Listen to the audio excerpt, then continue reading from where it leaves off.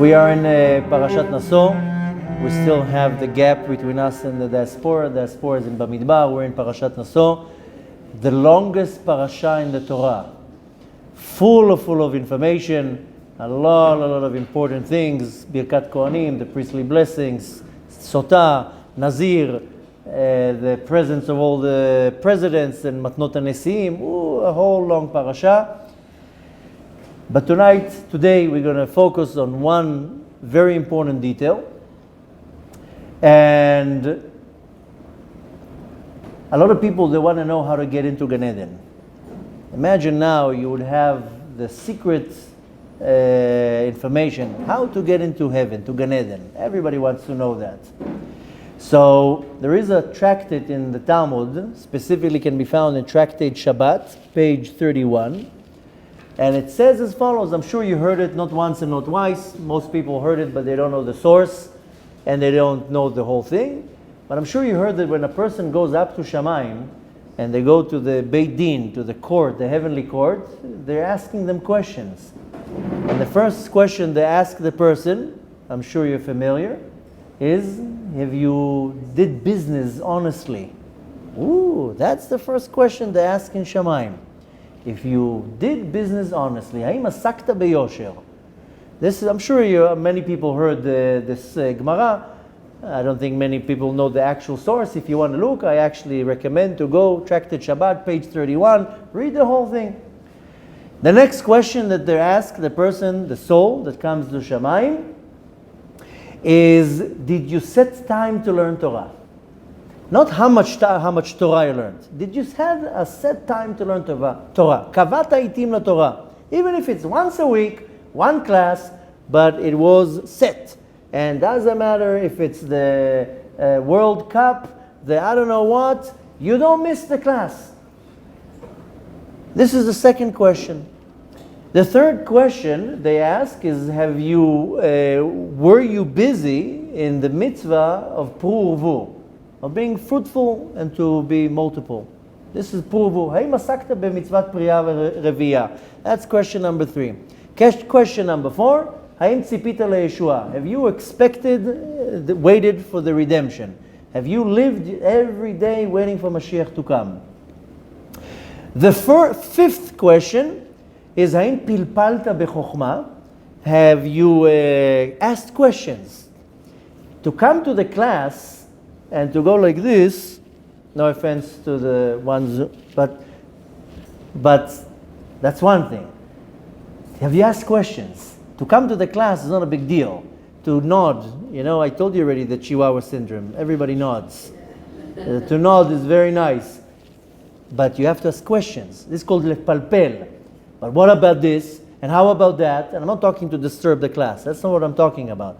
Talking about when I learned Torah, I had a notebook, I used to write so many questions. Wow, who, what, when, what? This is called lepalpel bechokma. Don't just say yes. Ask questions. And the sixth question is, האם הבנת דבר מתוך דבר? Have you understood something that you learned and you applied it? To go again, the Chihuahua, this is not a big deal, just to nod. Did you learn something and you went out of the door? Say, that's it, I'm doing it. These are the 6 questions they ask. There's more questions, but these are the 6 first questions they ask the soul when they come to the heavenly court. I don't know if you paid attention. 3 questions are very general. The first one is if you did business honestly. This is the first question, but it's a general question. The second one is, have you done the mitzvah of pruvu? And the third one is if you waited for Mashiach. These are 3 general questions. But 50% of the questions are about Torah. Have you set a time to learn Torah? Have you asked a lot of questions to really understand the bottom of it? And have you applied what you learned in the Torah? So from 100% of questions, 50% is about the Torah. The other 50% is general questions. So we see that the questionnaire they give you before you go into Gan Eden is about Torah. How much Torah did you learn in this world? So we learn from that something very simple, that the Kadosh Baruch Hu and the heavenly court cares how much Torah you know, how much Torah you learn, how much Torah you have with you.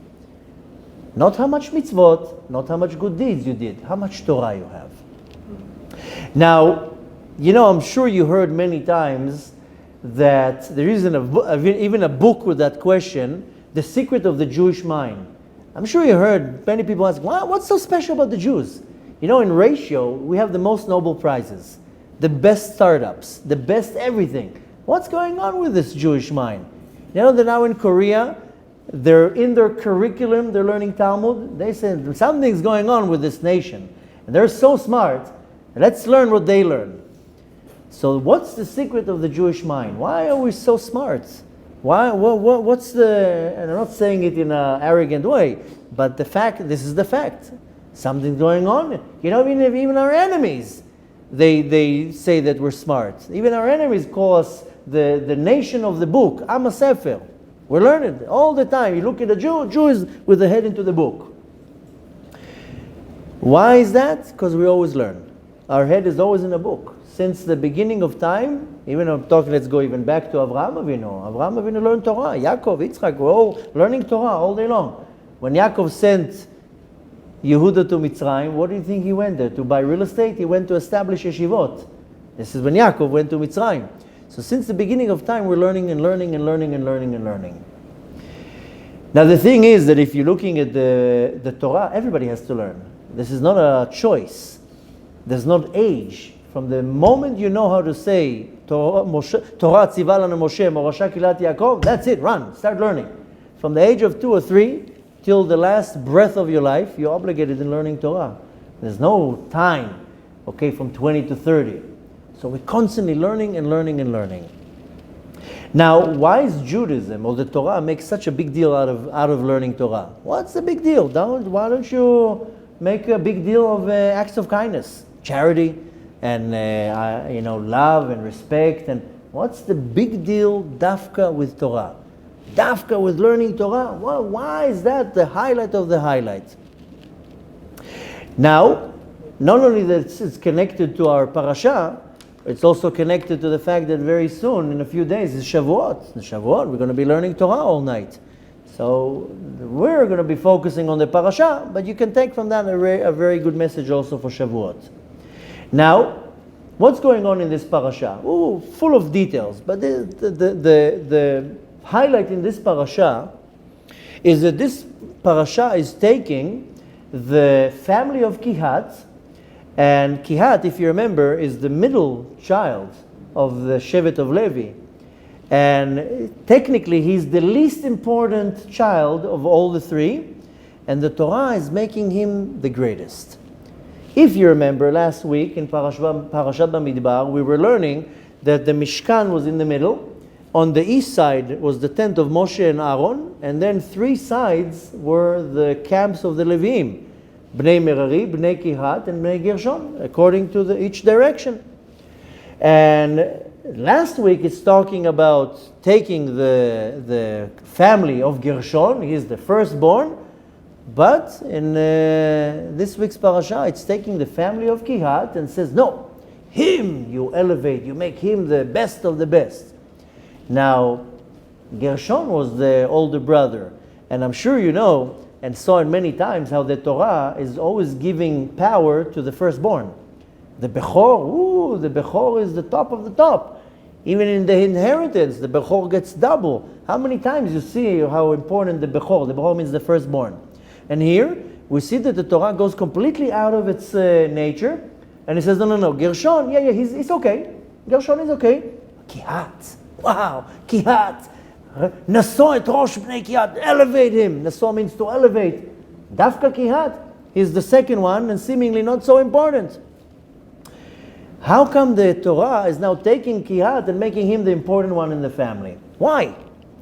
You know why? Because Kehat was the yeshiva bacher. He was the one who learned Torah. He was the one that sit and learned Torah. So the Torah elevated Kehat. He's now the best of the best. So, we come again to this question. What's so special about learning Torah? When a father, an observant Jewish father, when he wants to show off, he will show off about the kid that knows the best in the Torah. He's number 1 in yeshiva. He's the best in his class. Why don't you say something? Father, the mother, they get a lot of nachat when the kid is talking Torah. So again, we find that the Torah is making a big deal out of the Torah. Why so special, the learning of the Torah? So the whole parasha of Naso is a continuation of Bamidbar. It's like as if one parasha. It's literally continuing. And it says, Naso et Rosh Bnei Gershon. You should elevate the head of the family of Gershon. Last week we learned about Kehat. But nevertheless, what was the job of Gershon? Is to carry the ark. Right? This is a pretty big job. To carry the ark. You know what it means to carry the ark? Now, if you remember, we spoke about it last week. There were 42 journeys. 42 times they had to take everything apart and then put it back again. And then go from one place to another, take it down, build it up, and everything would be done in hours. We spoke about it last week again. Now, 42 journeys, they had to carry the ark some way. Can you imagine how to carry it all? They didn't have cranes and forklifts and trucks, and nevertheless 42 journeys, and they have to carry the ark and the Mishkan and everything. Now the entire management of the house of God, because at the time of the desert, what was the house of God? The Mishkan. The Mishkan is temporary, Mikdash is permanent. But for 40 years in the desert, plus also the period when they went into Eretz Israel, they didn't have the Mikdash yet. Okay, later on they built the Mishkan in Shiloh. But nevertheless, in the desert, they moved it all the time. But who was in charge of all the work of the Mishkan? That was dependent on one tribe, and that was the tribe of Levi. This was the tribe that got assigned, you taking care, you are the VIP, you are the elite. What they call in Israel the Sayeret Matkal, or in America they will call them the Navy SEALs, the top, the commando. These are the special forces. You know what it means? They're taking care of the Ark and the Mishkan. Ooh, big VIPs. Okay. Now, what's so special about this tribe? Why didn't Judah get it? Why didn't anybody else get it? Why Dafka Levi? So let's go back a few hundred years. Let's see when Levi was born. If you remember, Yaakov goes down to Haran. I'm sure you remember the story. He marries Leah, then he marries Rachel, then with that he gets also Zilpah and Bilhah. And the first one who has kids is Leah, right? I don't know if you notice, but usually, if you have been to a Brit not too long ago, you notice that when the Mohel is doing the Brit, he turns to the father and he asks the father, V'yikareh shmo b'Yisrael, what are you going to name him? Moshe ben David. And the father says that. They don't go to the mother and behind the partition, what are you going to call him? But here in this parasha, we see the mothers are naming all the kids. Where's Yaakov? Where's Yaakov? Why? What? He wasn't there in the Brit? So we do know that he was very dedicated to his job. He didn't want to miss any time of hours. He didn't want to do gezel, even for Lavan. So he was busy working. So we see that the mothers named the children. Now I don't know if you notice, Levi was the third one who was born. And it was Leah that it seemed that called him Levi. But I don't know if you notice, it wasn't her that named him. First of all, why did she name him Levi? Every time one of the tribes was born, then there was an explanation why. What was the explanation about Levi? Hapam yelaveh ishi elai. Now my husband has to go with me. That was what was Leah said. Why? Because she said, up until now, he has 4 wives. Now that I have 3 kids, now he has to be with me. I have the most kids right now. Now there's an interesting commentary by the Sforno that says that when she had 2 kids, she didn't say that. Why? Because on the right hand she was holding one baby, the left hand she was holding another baby. Now when there's a third, okay, now I need you. I need you to come home and help me, change the diapers and bathe the kid. Now I have 3 kids, now Yaakov is guaranteed to be with me. I'm sure you remember there was a little bit of between Rachel and Leah wanted more attention. She knew that Yaakov loves Rachel, but nevertheless, now she has 3 kids. Now, what does she says? Why did I call him Levi? Apam, this time, Yelaveh will escort me, my husband with me, he will come with me. So, basically saying in other words, that Leah's saying, now he has to be with me. Now, if you notice, there's something very different going on here, and most people don't even pay attention to that. Let's go back in time. Go to Parashat Vayetze. This can be found in the book of Bereshit, chapter 29, and it says as follows: Vatahar od yeled, and now she has another girl, another boy. This is referring to Leah, of course. Vatomer, and now she says, Hapam yelavei ishi elai. This time, now my husband has to come with me. And then it says, Ki yaledeti lo shalosh banim, I have gave birth to 3 boys. Al ken kara shmo Levi. Therefore, he called him Levi. Wait a minute. Stop. Don't continue reading. Leah says, right? She says, Vatar o, then Leah's talking, now he's going, and then it stops. Al ken kara shmo Levi. Therefore, he called him Levi. Who's he? You just said she. Who's the he here? You said Yaakov wasn't there. Yaakov was in the field working. Who called him he? Hashem. Hashem called him Levi, not Leah. In all the kids, it's the mothers who give the names.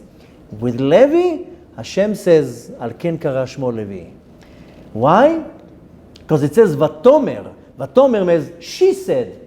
But after that, it says Al ken kara shmo. Who's the one? That's the Kadosh Baruch Hu. The Midrash says, the Kadosh Baruch Hu says his name is going to be Levi. Why? Hu yelaveh et Am Yisrael. He's going to be the leader of Am Yisrael. He's going to be the one who's escorting the entire nation. Whenever the nation will want to hear about the Torah, whenever the nation will want to be close to Hashem, who are they going to go to? Shevet Levi. These are going to be the ones who are going to be the connector between the nation and to the Torah and to Hashem. The Rambam says that Levi, the Shevet Levi, was always the great tribe of all the tribes in the nation of Israel. That was the commentary of the Rambam. And interestingly, if you remember, when Yaakov was about to die, he called everybody around the bed. And then he also told them exactly how to carry the coffin. You know that Levi didn't carry the coffin. Not only that, Yaakov told everybody, please come and touch the bed, besides Levi. Yaakov told the Shevet, his son Levi, don't touch the bed. Everybody else can touch the bed, but you don't touch the bed. So we see in many different places how the tribe of Levi was a little bit over everybody else. Another interesting point is at the time of Mitzrayim, even Paro didn't slave the Shevet of Levi. You know, the entire Shevet was off duty. How do you think Aaron and Moshe were able to go in and out and in and out? They were part of Shevet Levi. Even Paro says, no, this Shevet, leave them. Why? Because if Yosef respected them, he was afraid. Paro was afraid. He says, no, this Shevet, this tribe, don't touch them. So even Paro didn't touch them. Interestingly, now let's go further into the future. When they go into the land of Israel, everybody gets a piece of the land, and the entire Shevet Levi, they get nothing. You know what they had to do? Every family had to go to live in one city. They didn't get a place, they didn't get a nachala, a place in Eretz Yisrael. Why? Every family of the Shevet Levi had to go to a different city and live different city. You know why? So they can teach Torah in the city. They were the rabbis of the city. They were the one who come to teach. You go to this city, then there has to be a rabbi of the city. So that was Shevet Levi. So they didn't get any nachala. They didn't get any place in the land of Israel. So how did they live? How did the Levim and the Kohanim live? They got masrot and trumot. The nation said, okay, we will support you. So that's how they were the spiritual leaders.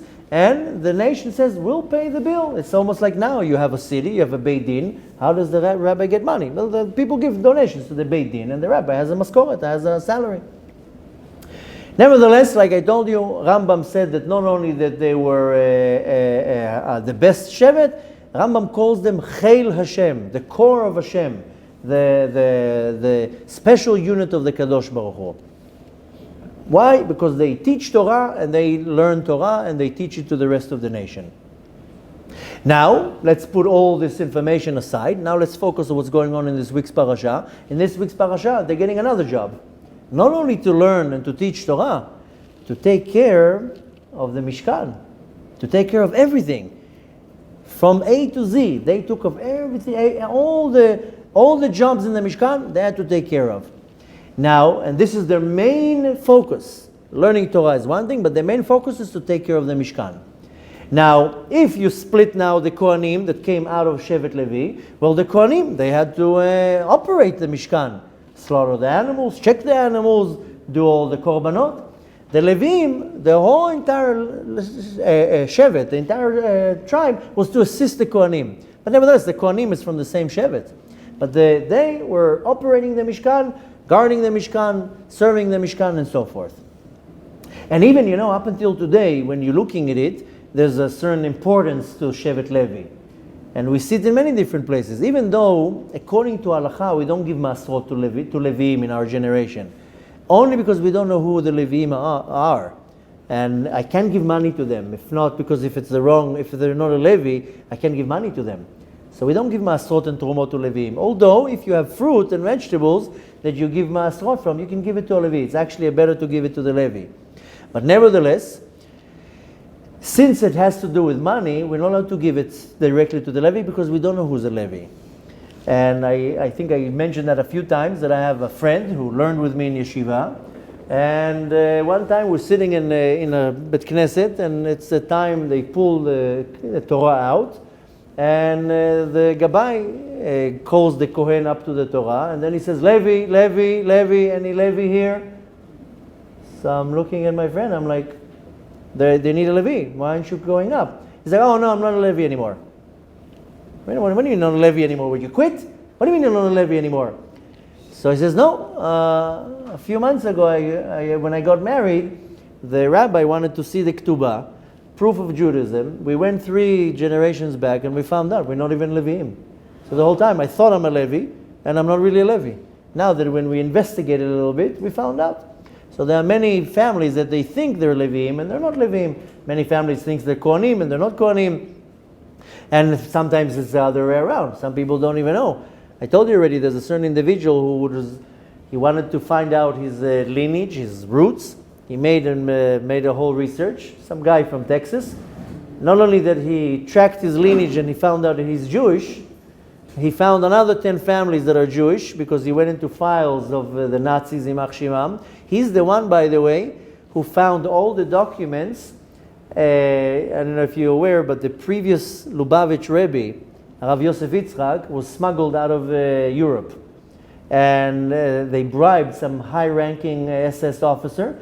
And this individual from Texas found all the documents, who they bribed, how they got him out, the route, how they got him out, and he was able to be smuggled out of Europe. He came to Eretz Israel and then went to America. That's the previous Chabad Rebbe. Nevertheless, this individual found his lineage, and he found another 10 families, and he came and told them, listen, I found documents, you're all Jewish. And one of the families, he found out, and this is a very big, respectful family, he found out that they're Kohanim. They didn't even know. And he found all the lineage, and they were able to trace it, and suddenly, suddenly I'm a Kohen. So Mashiach is going to come very soon. He's going to start pointing out, we're going to have some surprises. But nevertheless, now, we don't give Masrot to the Levim because we don't really know who the Levi, and it has to do with money. If you want to give fruit, fine. But money, you're not allowed to give to the Levi. But nevertheless, we still see in our generation that the Levim, they have a little bit of what's called chashivut, an importance. First of all, we call them up to the Torah. They always will go up to the Torah. If there's no Kohen in the room, even though you're allowed to skip to the Israel, but you still, if there's a Levi, you give him the respect. More than that, if there's a Kohen in the house who is about to give a priestly blessing, the Levi will wash the Kohen's hands. I don't know if you ever saw it in a synagogue. More than that, a Levi doesn't do pidyon haben, doesn't do the giving of the firstborn, and many other things. Anyways, to make a long story short, Shevet Levi is a very unique Shevet. Shevet is a tribe. This is what Rambam says, Chel Hashem, the elite of the Kadosh Baruch Hu. And we want to now focus for a few moments about the work, what they did in the Mishkan. First of all, just the honor, thinking that the Kadosh Baruch Hu says, I want you to deal with my Mishkan. That's already showing us one big thing.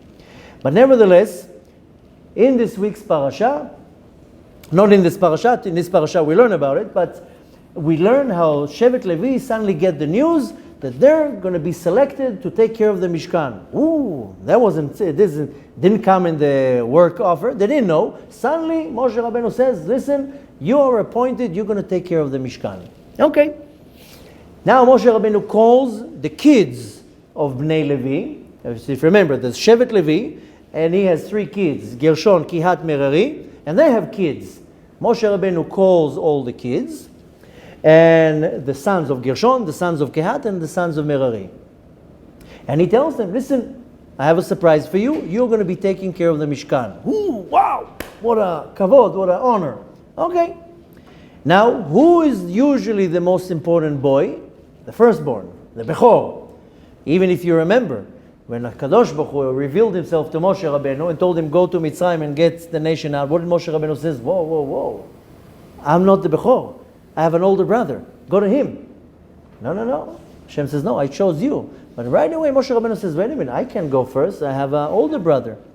So, you would think that the older one, the Bechor, he will be important. Moshe calls Kehat. He says, you come, Kehat. You are the one I want to talk to.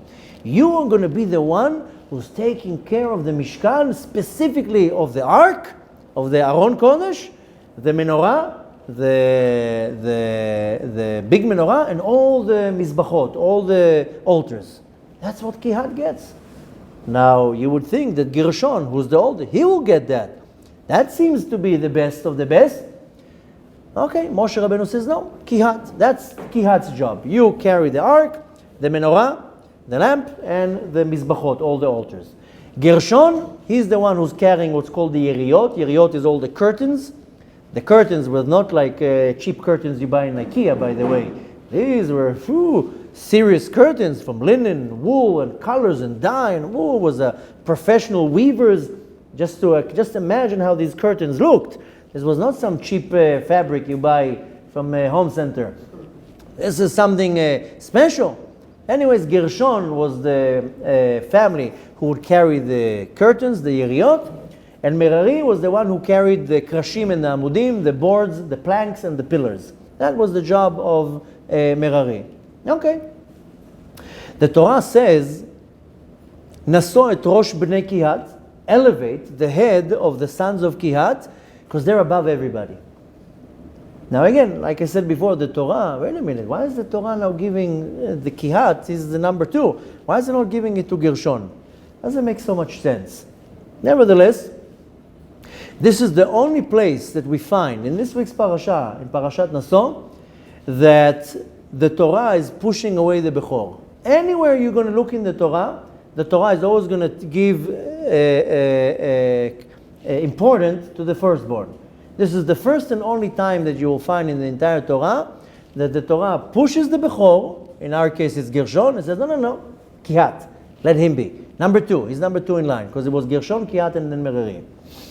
Why is the Torah doing that? Now, anything that happens in the Torah, there's a reason for that. Now you have to ask yourself, why is the Torah doing that, specifically in this case? So there's a beautiful idea taught in the Midrash, why the Torah did that to Bnei Kehat. It's quoting a verse from the book of Mishlei, Proverbs, specifically in chapter 3, verse 15, and it says there, Yekara hi mipninim. It's more valuable than pearls. That's what it says in Mishlei. And the commentary in the Midrash says this little verse in Mishlei is talking about the sons of Kehat. That's what it's talking about. Why? They carried the ark. You know what it means to carry the ark? You know that now, any person, we don't know exactly where the ark is. There's an argument.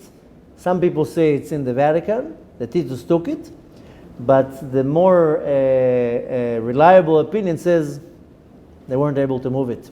It's buried underneath where Har HaBayit is. Even if they would find it, they wouldn't be able to move it. So yes, here no question that Titus took a lot of stuff from Beit HaMikdash, and it's probably in some basement in the Vatican. The menorah and many other things. The ark, nobody can move it. Even if you bring a crane, you're not going to be able to move the ark. And the ark was this big, by the way. It was very small. You had to have special powers in order to lift it up. How did they were able to lift it up?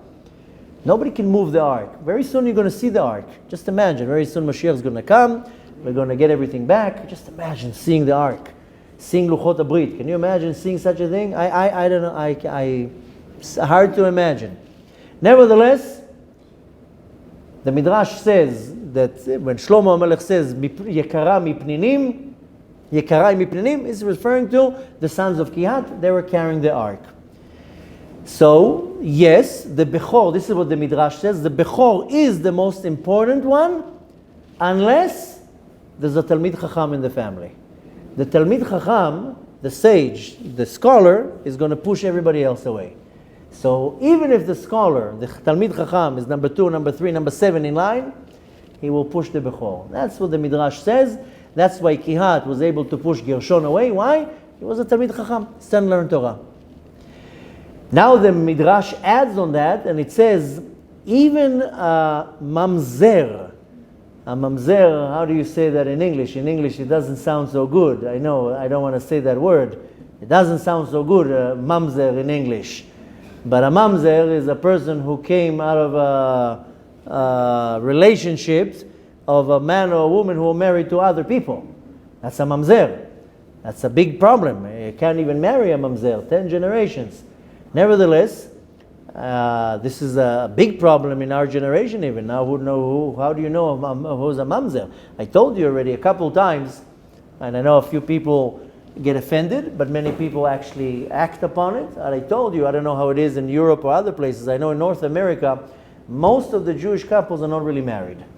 And the reason why they're not really married, because all it takes is one of the witnesses in the chuppah to be a false witness, a disqualified witness, and the wedding is not a real wedding. And most of the chuppot, that's how it is. Unless you're getting married by an Orthodox rabbi who's very particular, then if it's Reform or conservative or civil or whatever, they don't care about the witnesses. If one of the witnesses is pasul le'edut, is disqualified, there's no wedding. What's the result from that? That most of the couples in North America are not even married. And many people who come and tell me we have problems in our marriage, Shlom Bayit, the first thing I ask them is, are you married? Of course. Look, I have a $40,000 ring. Well, the $40,000 is a nice ring, but did you get married? Of course we got married. So-and-so married us. Yeah, but Mary, you're not married. Look at the Ketubah. Look who the witnesses were. If the witness is not a kosher witness, you're not married. And needless to say, what problems it's going to cause between the husband and wife when they're not physically married. They maybe live with each other, and they spend $250,000 on a wedding, but they're not really married. And I have a whole wedding album of couples that got remarried. Because I told them, let's look at the Ketubah. No, you're not married. Go and marry again. You don't have to make a wedding. Just go to the Beit Din, write a new Ketubah, bring 2 kosher witnesses, and that's it. And how do you say, renew your vows? You don't have to go to Vegas for that. Go to the Beit Din. But the fact is that the majority of couples in North America are not really married. And of course, it's going to cause a lot of problems. Where did I see that the first time, and it's connected to what I want to say? Why am I saying that? About 15 years ago, give or take, one of my wife's best friends got married. Okay, she invites us to the wedding. And then my wife comes and tells me, we were like very freshly observant. So my wife comes and asks me, am I allowed to say bracha from the 7 brachot under the chuppah? I'm like, what? She was like, well, my friend invited me to say one of the brachot under the chuppah. You can't say a bracha under the chuppah. I told her, what kind of a wedding is that? And she's like, well, it's, there's a woman rabbi. And I'm like, oh, okay. Okay, so long story short, I told my wife, listen, why don't you talk to them and tell them, listen, this is not the way to do it. You're getting married. You don't have to be, not telling you to be observant, but do the wedding the right way. Anyways, we're going backwards and forth. At some point, I came to my rabbi and I told him, what do you think I should do? This is the situation. He told me, mind your own business. Don't interfere here. He says, that's what you're telling me? I would expect you to tell me, yeah, go there, turn the tables upside down, go and tell them. You're telling me not to say anything? I'm shocked. He says, listen, no doubt that if they go ahead with this wedding, besides spending a lot of money on a fancy wedding, they're not married. They're going to go home that night, they're going to have marital relations, and they're not even married. And needless to say, they're going to have kids, they're going to live their life happily ever after. They're not married. That's it, end of story. Every time they're together, having marital relationships, that's a sin, a big sin. So how are you telling me not to get interfered? How not to maybe influence them or convince them? He tell me, listen, if they're not particular about how they're getting married, if chas v'shalom, they get divorced, they're not going to be particular how they get divorced. So now you're going to help them get married the right way. What happens if they get divorced in 10 years and you're not in the picture? So you think they're going to care about a get? They're not going to care about a get. They're just going to split. Now what happens is they're really married and they don't even have a get. They got divorced with a lawyer, not with a get. Now each and every one of them goes and marries off a new person, has children with them. These children are mamzerim because they're still married to each other. So if they're not particular of how they're getting married, they're not going to be particular how they're getting divorced. Let them not be married, and if they get divorced, then it's not really a divorce because they weren't really in marriage. You know how many women we're trying to help them get out of an abusive marriage? And the loophole is, let's see the ketubah. Maybe you're not even married to the person. There's one woman now, we're trying to help her. The husband is extremely abusive and she needs a way out. And the way out is, let's find out if you had an unkosher wedding, you're not married to him. Take the girls and get away. You don't need a get. So the problem is that this is going to cause a mamzer. Mamzer, this is a serious thing in Am Yisrael. We're not allowed to even have such a thing. The same midrash that says that Shevet Levi, that the sons of Kehat were elevated. Why? Because he was a Talmid Chacham and he pushes away the Bechor. The same midrash says that a mamzer who's a Talmid Chacham is more important to a Kohen that is Am Haaretz. Imagine a Kohen. Here you have a mamzer, but a Talmid Chacham, he's more powerful than the Kohen that is Am Haaretz. I mean, the least of the Kohanim. Why? Because he's a Talmid Chacham. He still has Torah. And in this week's parasha, we see how the Torah is giving power to a person who has Torah, but in a very dominating way. Now comes a big question. What is this? A person can be a mamzer, but a Talmid Chacham, and you're giving him all the honor, the respect. The person has Torah, and that's it, he's number one? Yeah, that's what the Torah says. So why is this such a big deal about learning Torah? Why is the Torah, or Hashem, or Judaism, is making such a big deal from learning Torah? Isn't it more important, like the first question they asked the soul, Asok beyosher? Isn't it better to be a mensch, to be honest in business? Why making such a big deal of the Torah? Let's go to the three questions that, being honest in business, expecting Mashiach, doing Purvu, that's pretty important. Why are you making a big deal of the Torah? So the Gemara, the Talmud says a story, a very interesting story. If you remember, I gave some classes about the history of the Talmud, how it started in Babylon. If you remember, we learned about one of the yeshivot that was in Bavel, Pompidita. If you were here in the class, maybe you remember that. Okay, there was a yeshiva in Pompidita. This was in Bavel. Bavel is Iraq. And there was one rabbi there, he was known as Rav Yosef, if you ever heard of him. He was known as the walking Mount Sinai. He was one of the top Tanaim that ever existed. Literally knew the Torah inside out. Everybody went to him. He was the source of question. They called him Har Sinai Mehalech, a walking Mount Sinai. He was greater than everybody. At the time, the great sage was Rabbah. He was 10 times greater than him. Everybody would go to Rav Yosef for questions. Okay. Chag Shavuot, the holiday of Shavuot, was his favorite, and he would go completely out of his kelim when Shavuot would come. The Talmud says that one time before Shavuot, he got so excited, he instructed his students to make for him a dish of food, of veal, but not just a regular veal, a veal that from a calf that is number 3 in line. Not number 1, not number 2, Third calf that comes out. A whole explanation how the womb is already adjusted after 2 calves, whatever. This was like the delicacy of having what's called egla meshuleshet. A calf, a veal that was number 3 in line. And they tell him, that's what's on your mind on Chag Matan Torah, on Shavuot? That's what's on your mind? Veal? Our great Rebbe? And he tells them, this holiday is what made me.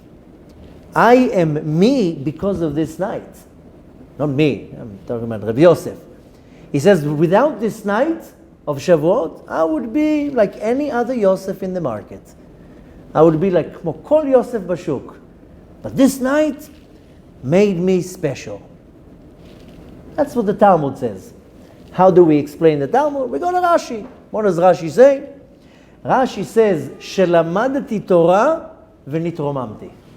I have learned Torah, and you know what it did to me? It elevated me. That's what Rashi says about Rabbi Yosef. That he learned Torah, and the Torah elevated him. That's the Torah. The Torah is a source of elevation. Nothing else would elevate you. Only the Torah. So what's so special about learning Torah? The Baal Tanya explains in the book of Tanya that when you learn Torah, it penetrates in you. It's not like anything else. Torah is what's called in the Kabbalistic term, pnimiyut. It becomes part of me. Mitzvot is chitzoni, it's external. I can put tefillin on, it's outside. It doesn't penetrate into my body. The Baal Tanya explains it beautifully. It says the Torah penetrates inside of me, becomes part of me. And the only thing that is able to become part of me is the Torah. And that what it does, what would be the result? It will elevate me. The learning of the Torah changes me. Doesn't matter how many times I'm going to put tefillin on, it's not going to change me. I'm doing a mitzvah, no doubt. But it doesn't change me. I can put tefillin on 50 years.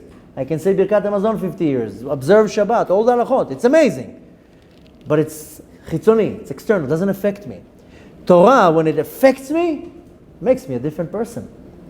How many times you came into a shiur Torah, to a class, and it changed you? You were able to apply something in your life because you learned something. Torah elevated you. You're a better person.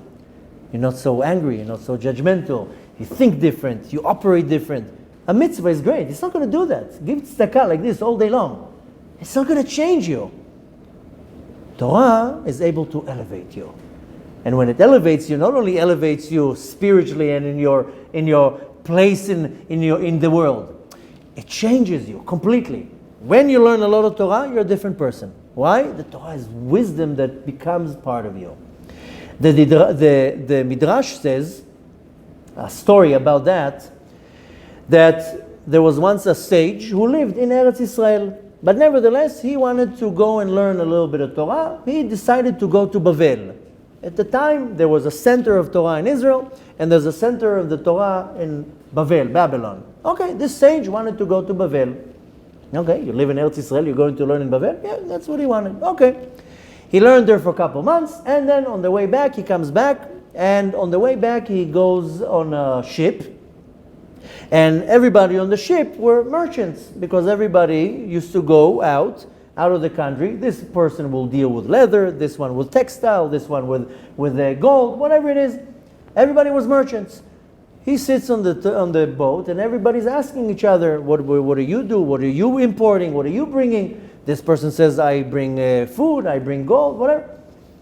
Everybody asked him, what are you a merchant for? He says, I bring Torah. Torah? What do you mean Torah? He says, that's what I bring. I went to Bavel, I brought Torah with me. Nonsense. We go out, we do business, we bring merchandise. Okay. They all were laughing at him. Why? Because they all came with fortunes. You know, when I was younger, then now it's not like that, but when I was a teenager, everybody knew you want to make money, you go to America. People will go to America, make money, come back. And it worked. I went to America after the army, I made money. I didn't come back yet, but nevertheless, it was very easy to make money in America. You come back with a lot of money. So same thing here. They went out to Bavel, come back with a lot of money. So everybody was laughing at him. They didn't come back with money. He came back with Torah. Okay. 3 weeks into the journey, starts a storm in the ocean. And they're on a boat, on a ship. What do you do when you're in a storm? Start throwing all the heavy things. Okay, let's start throwing all the metals. And then start throwing all the crates and all the boxes. And before you know it, they throw everything into the water. They have to save themselves. And to get to a point that they even throw the food in. And what happens is, now they have nothing. No gold, no diamonds, no food, no nothing, and they're all sitting on the boat starving. Okay. They find a deserted island, they stop in the deserted island, they all get off to the island, they want to go and eat. Everybody goes to look for food. The sage, the Jew that went to Babylon to learn Torah, he goes off the boat. Where does the Jew go? Goes to synagogue to pray mincha. Okay. He goes into the synagogue, and he comes in looking beautiful, beard, dressed all learned. Okay, the rabbi tells him, oh, you look like a Talmid Chacham, maybe you teach us some Torah. No problem. Between Mincha and Arvit, he starts giving them a class. Oh, floors them. Where did you come from? And they're all so excited. Who are you? Where did you come from? It's unbelievable. They start giving him presents. He tells them, listen, I'm on a ship here. We lost all the food.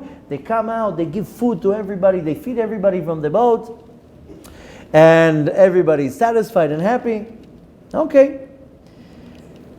Then they come to all the merchants, they come to this Jew and they tell him, what's going on with you? We just lost all our fortune and you were able to chick-chack get everything back. So he answers them, your merchandise is outside. It can be gold, can be stones, can be precious stones, can be whatever. My merchandise is inside. I carry it everywhere I go with me. Storm, no storm, throwing things in the water. My schora, they say in Yiddish action, my schoire, my merchandise is inside. It doesn't get lost. I carry it with me everywhere I go, like my iPhone. That's the idea of learning Torah. That the Torah not only elevates me above the ground, it's with me. It doesn't go anywhere. You take your Torah with you to the world to come. You don't take anything. You take mitzvot, but the Torah, that's what's carrying you. But in this world, it's the Torah. There's a famous argument in the Talmud with a famous story with Rabbi Tarfon. I'm sure you remember that because we read that very short, not too long ago in Pesach. There was a big argument. What is greater? Talmud Gadol or Maaseh Gadol? What is greater? The Talmud, the learning, or the action? And the conclusion was the Talmud, the learning. You know why? Because the learning will make you do. Just doing is nice, but if you learn, it actually makes you do. And there's a story, we're going to finish in a minute. There's a story in the Talmud, very important story. I highly recommend to go and read it. It can be found in Tractate Chagiga, all the way at the end of the tractate. And there was a story about a Talmid Chacham, a sage that sinned. I'm sure you heard the story about Acher, Elisha ben Abuya. Okay, was a great scholar, sinned towards the end of his life, switched. And there's a question there, what happens with a person like that? What happens with a person who was a great scholar and then he sins? Does he go to Gehenom? Then he's going to be burnt in Gehenom? Okay. Same place, it's asking another question. What about an Am Haaretz? A person who did mitzvot, but doesn't know much. He did the mitzvot because they told him, do this, do this, do this. Now that person sins towards his end of his life, goes off the derech. Does he go to Gehenom? What did you happen with these two? The Talmud says both these people will not go into Gehenom. The sage that has a lot of Torah that flipped and went against the Torah, and also the Am Haaretz. The person, Am Haaretz means the person that follows the Torah. He does all the mitzvot, but he doesn't have any wisdom, doesn't learn anything. The Talmud in Masechet Chagiga says both of them don't go into Gehenom. Why? The Talmid Chacham doesn't go into Gehenom because his entire body is fire. You learn Torah, your whole body is fire. So what's the whole point of Gehenom? Gehenom is not a punishment. I mean, it is. I don't recommend to go there. Unless you're going on points from your credit card, and I don't recommend to go to Gehenom. But really, what is Gehenom? The Gehenom is a furnace. You know how, if you have now a fork that it's what's called a basari, a fleshik, and you mix it with the meat, with the dairy. Now it becomes taref. How do you fix it? You put it in boiling hot water or in fire. That's it. This is how you take the taste out. This is Gehenom. Gehenom is fire to take the taste of the sin out of the neshama. So why would the Talmid Chacham not go to Gehenom? His whole body is fire. You can clean fire with fire? That doesn't work. So he can't go into Gehenom. This is the Talmid Chacham. That's why if you remember the story, Acher could not go into Gehenom. He wasn't in Gehenom and he wasn't in Gan Eden. His soul was kind of like bouncing in between. If you remember, his student Rabbi Meir says, when I die, I will go up to Shamayim and I will make an effort that he will go into Gehenom. He will get cleansed and punished, and at least he can go out and go into Gan Eden. But nevertheless, the Talmid Chacham cannot go into Gehenom because his entire body is fire. And fire cannot turn off fire. Fire cannot clean fire. The Am Haaretz cannot go into Gehenom because you know what the Talmud says?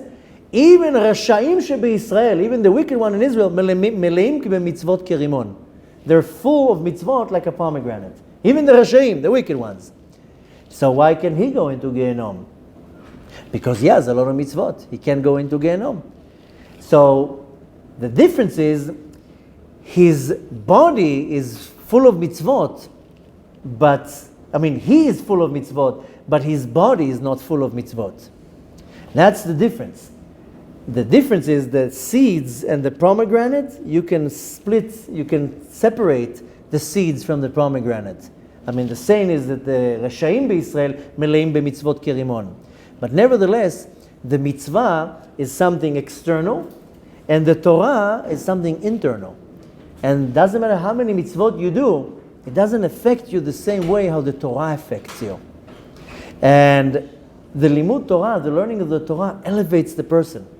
It elevates us to a place that it transforms me. And that's really the virtue. This is the advantage of the Torah. I'll tell you just one quick story before we end. Probably about 200 years ago, there was the Rebbe from Belz. And he was a great tzaddik. And he was blind. And he had a yeshiva, and he would sit there, and people would want to meet him and shake his hand. And he would, blind, and he would shake a person's hand. And usually he would just say a blessing or something. Every now and then, he would ask the Gabbai, who's this person? And the person said, it's so-and-so. Okay. One time, the son of the Tzemach Tzedek, the Tzemach Tzedek is the grandson of the Baal HaTanya. His son, he had 7 boys. The last of all, later on became the next rabbi. He once went there and he was dressed like a merchant, not like a big rabbi. So he goes to the Rebbe from Belz, and the Rebbe from Belz shakes his hands, and then he tells the Gabbai, who's this guy? So he tells him, a soicher, a merchant. So he says, this is not stam a merchant. And he quotes the famous song from Eshet Chayil that it's talking about the merchant going to the ocean to bring back whatever, the produce or whatever. So the Rebbe from Bel says, this is not a regular, this is Socher b'Torah, this is a great scholar in the Torah. When they ask him, how do you know? He says, I touch the body. The body's fire. The body's full of fire. It's not a regular body. But nevertheless, when we want to conclude that, why the Torah gives so much to the point of learning Torah is because you can be a good person. You can be an amazing person, charitable and kind, and do a lot of mitzvot and a lot of acts of kindness. It's all great. It's all amazing. But it doesn't change you. The Torah, when you learn the Torah becomes part of you. not only that it elevates you spiritually, it totally changes you. A person that learns Torah, doesn't matter who, what, and what, he will change. He will become more refined, more elevated, more soft, more wise, and so forth. That's why the Torah and Judaism gives so much power to the ones who learn Torah. That's why this is how we started the class. One of the keys to go into Gan Eden is learn Torah. And it's not the quantity, it's the quality. That's why the first question is, did you set time to learn? I'm not telling you to learn 20 hours a day, even if it's an hour a day. But that hour, doesn't matter what happened, it doesn't change. It doesn't matter what comes in your way. This hour, I'm not moving. This is the importance of learning Torah. It's called Kviyat Itim La Torah, even if it's 20 minutes a week. So the Torah comes and tells you the most powerful, the highest way, what the Kadosh Baruch Hu sees, or what will change you or elevate you, is sitting and learning the Torah. Like the Rabbi Tarfon says, that the Torah will bring you to do the action. So we want to conclude from that, especially a few days before Shavuot, is that the night of Shavuot, we learn Torah all night. And the whole day of Shavuot was dedicated to learn Torah. Now is not the time, maybe another time we'll discuss it, if you notice that during Shavuot there's no Chol HaMoed. There's Chol HaMoed in Pesach and there's Chol HaMoed in Sukkot. How come we don't have a Chol HaMoed in Sukkot, in Shavuot? You know what Chol HaMoed is really done for? To learn Torah. Chol HaMoed is a rabbinical, it's not the Oraita, it's the Rabbanan. Why? The whole week, the whole year you're busy, Chol HaMoed didn't learn. So wouldn't you make a Chol HaMoed on Shavuot? Well, that another time we'll talk about why Shavuot doesn't have a Chol HaMoed. But now we're a few days before Shavuot. Here we celebrate one day. Out of Israel we celebrate 2 days. This is the 24 hours to 48 hours that you sit and learn Torah. That you dedicate yourself to the Torah. It's the time when you can receive the Torah in such an internal way that what you want to apply from that is, how am I setting myself a schedule throughout my busy day that I learn Torah? Once a day, twice a day, once a week, 2 hours a day. The Torah is the highest of all. Mipninim yekara. It's valuable more than pearls. So we here see the Torah. The Torah is pushing the Bechor in this week's parasha. It usually doesn't do that. It's pushing the firstborn. Why? Kehat, learns Torah. In our generation, you also see that. I told you that in the previous class. That when a person is a Talmid Chacham and he has Torah, this is like you go against a Talmid Chacham. That's like, how do you say, touching the soft part of the eye? That's in Hebrew they say it. Mabat Aino shel HaKadosh Baruch Hu. That's don't touch that. Excuse me? The apple of the eye. The Talmidei Chachamim, the Kadosh Baruch Hu, don't touch them. That's what we said. I told you before the class about the Hod Sheba Malchut, the connection. The Kadosh Baruch Hu is very sensitive with the Talmidei Chachamim. A person who has Torah with him, Kadosh Baruch Hu says, don't go against that person. Don't stample the Torah. Don't go against the Torah. So what we want to learn from that is how lucky we are that we are the one who are receiving the Torah. We're celebrating in a few days Chag Matan Toratenu, the holiday that we receive the Torah. And we have to understand that we are lucky to receive the Torah. Now take this great merit and you see in your life, how am I applying the right time to learn Torah? And every minute counts, every hour counts, and every moment that you learn Torah, or every free moment that you have, for a man, every free moment that he has, and he doesn't learn Torah, this is one of the worst sins that a person can do. It's called Bitul Torah. If you're busy, you have to support your family, and you have to work 12 hours a day, good, work. But you have a free moment, don't go like this on Facebook. This is Bitul Torah. For every one like that, what a person will have to pay for Bitul Torah. Women are a little bit more exempt when it comes to Torah. But nevertheless, every free moment that you have, then you want to learn Torah. And exactly like the story I told you before we started the class, with the lecture, I came out of the lecture, I had an hour to drive, I had an option of learning Torah or listening to music. And the question was, what do I do? I told you, I went out of the lecture, 7-hour lecture, my mind was about to already explode. I go into the car, just to relax a little bit. I open the windows, put some music on, and I'm driving. It's something to relax. And after a couple of moments that I'm driving, I'm like, what am I doing? The GPS says I have a whole hour now till I get home. What do? I have an option on one side to listen to music and relax, Or the other option is to switch the CD and put a CD of a Shiur Torah. Now let's weigh the results. If I listen for a whole hour for music, what would be the result? A neck ache. Right? And what would be the result of a whole hour of Torah? Netzach Netzachim. Eternal reward for 1 hour of listening Torah. So we got to value what we have in our hand. Don't waste your time on nonsense. Not only that you want to apply that into your own life, but also you want to be attached to a Baal Torah. We spoke about the Pirkei Avot. People learn it in the summer. It tells you also, מתעבק באבק רגליהם של תלמידי חכמים. Throw yourself to the dust of the legs. They do dust to the dust of the Talmidei Chachamim. You can't go wrong there. Attach yourself constantly to a person who learns Torah. You'll never go wrong there. A person who has bitul Torah always cares about other things. I don't want to be part of this. So we want to first of all understand the merit we have that we have access to the Torah, and then go and apply that. And with that, we have a key for eternal life, for a happy life in this world. And not only that, I don't looking necessarily the eternal life or how lucky I am. I'm looking how much it's changing me. And at the end of the day, now, especially now, at the time of Sfirat Omer, it's about change. How am I refining myself? How do you refine yourself? At the end of the day, go to all the courses, do all the tricks. The only way to refine yourself is in the Torah. Still learn Torah, that will refine you. Because when you put your heart in the Torah, this is not easy to learn Torah. Now it's easy because I'm feeding you. Open the book, start learning the argument now between two Tanaim. He said this, he said that, and going to the depths of everything. That's not easy. I told you already once that a person on Rosh Hashanah, everything is decreed. How much money you're going to make, who's going to live, who's going to die, who's going to get married, who's going to have kids. Everything is decided on Rosh Hashanah. You know what else is decided on Rosh Hashanah? How much Yisurim you're going to have that year. How much hardship you're going to have to go through. 10 kilos of hardship, 20 kilos, 100 kilos. It's all they already decided how much hardship you're going to have to go through. Now, you have a way to redeem it.